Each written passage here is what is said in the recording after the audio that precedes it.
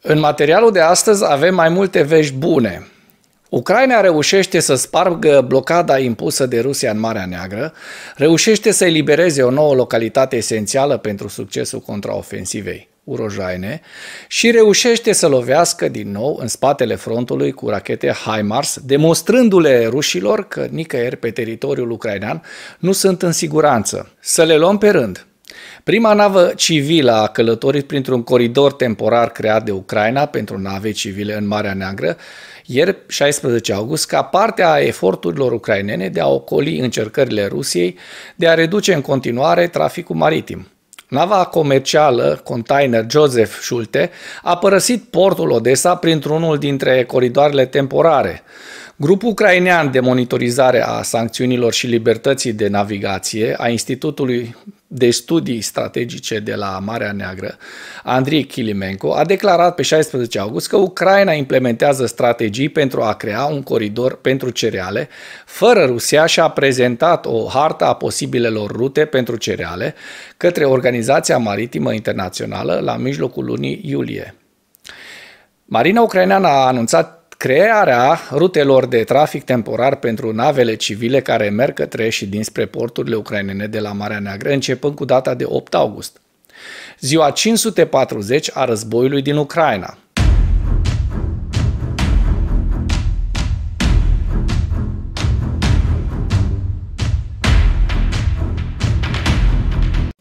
Forțele ucrainene au continuat operațiunile de contraofensivă pe cel puțin 3 sectoare ale frontului pe 16 august și au avansat în vestul regiunii Zaporoje și la granița Donetsk-Zaporoje, inclusiv eliberarea satului Urojaine.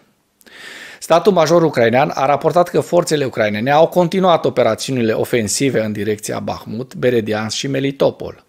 Imaginile geolocalizate publicate pe 16 august indică faptul că forțele ucrainene au înaintat la nord-est de Robotine și au înregistrat câștiguri mai mari în zonele înconjurătoare, având în vedere săptămâni de activitate ucraineană consistentă în zonele împădurite la nord-est de așezare.